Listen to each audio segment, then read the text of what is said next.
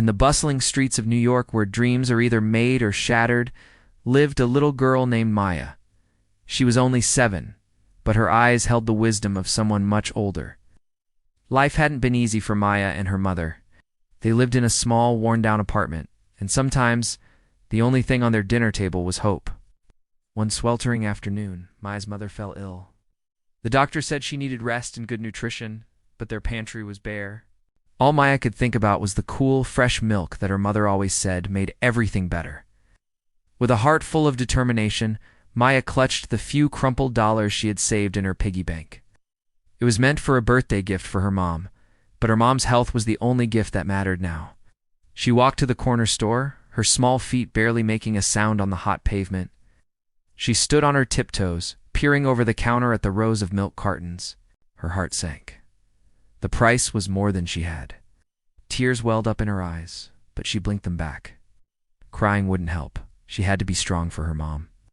Just as she was about to turn away, a man in a sharp, expensive suit walked in. He exuded an air of importance, his polished shoes clicking on the tiled floor. He grabbed a bottle of sparkling water without even looking at the price. Maya watched him, an idea sparking in her young mind. It was a long shot, a crazy idea, but she had to try. Taking a deep breath, she walked up to him. Her voice was just a tiny whisper. "Excuse me, sir," she began, her heart pounding like a drum. The man, Mr. Harrison, turned around, an impatient look on his face. He was a real estate mogul, a man whose time was measured in thousands of dollars per minute.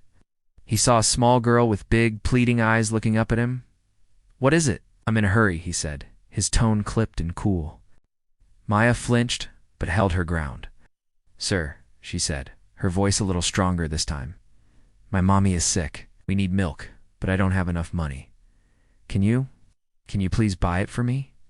Mr. Harrison stared down at her. He was used to people asking him for money, for investments, for opportunities, but never for milk. He was about to dismiss her, to tell her to move along, when she added something that stopped him in his tracks. She held out her small hand, offering him her crumpled dollars. "This is all I have," she said earnestly. "But I promise I'll pay you back when I grow up. I'll work hard, and I'll find you, and I'll pay you back every single cent. I promise." Her words hung in the air. The sincerity in her voice, the unwavering honesty in her eyes, it was something Mr. Harrison hadn't encountered in a very long time. In his world of cutthroat business deals and empty promises, this little girl's solemn vow was like a breath of fresh air. He looked from her determined face to the small amount of money in her hand, then back to her eyes. The cashier watched, curious. Other customers paused, listening in. The entire store seemed to hold its breath, waiting to see what this powerful man would do. A long moment passed. Mr. Harrison's stern expression softened, replaced by something unreadable. He had spent his life building an empire of concrete and steel, but right now he was being challenged by the simple, powerful heart of a 7-year-old girl. His decision in that moment would not only change Maya's day, but would set in motion a chain of events that no one, least of all him, could have ever predicted. What he did next left everyone in the store, and soon everyone who heard the story, completely stunned. Instead of just buying the milk, Mr. Harrison crouched down to Maya's level, a gesture that seemed foreign to his powerful stature. "What's your name?" he asked, his voice much gentler now. "Yeah," she whispered. "Well, Maya," he said, a faint smile playing on his lips. "A promise is a very important thing. I'll hold you to it." He then turned to the cashier. "Fill up 2 bags with whatever this young lady's mother might need. Bread, soup, fruits, juice, ... and plenty of milk." He handed the cashier his black credit card without a second glance. The cashier's eyes widened as he began scanning item after item. Maya watched in disbelief as the bags filled with more food than she had seen in months. It was like a miracle. Mr. Harrison then turned back to Maya. He took a business card from his wallet and a pen. On the back, he wrote something down, handed it to her. "Here," he said. "This is my contact information. When you're all grown up and ready to pay me back, you can find me." He didn't take her crumpled dollars. "Keep that," he said. "Buy your mother that birthday gift." Maya looked at the card, then back at the mountain of groceries, and then at the kind stranger who was now her secret benefactor. Tears of gratitude streamed down her face. "Thank you," she sobbed. "Thank you so much." Mr. Harrison simply nodded, helped her carry the bags to her apartment door, and left as quickly as he had appeared. That night, Maya's mom had a warm meal and a glass of milk. As Maya tucked her in, she clutched the business card tight. She renewed her promise, not just to Mr. Harrison, but to herself. She would grow up, she would succeed, and she would find him. Years flew by. Maya never forgot her promise. It was the fuel that drove her. She studied relentlessly, acing her exams and earning scholarships. She worked part-time jobs while in school, always remembering the feeling of helplessness in that grocery store. She was determined to never feel that way again, and to one day be in a position to help others just as she had been helped. She majored in business, inspired by the man who had shown her that wealth could be a tool for kindness.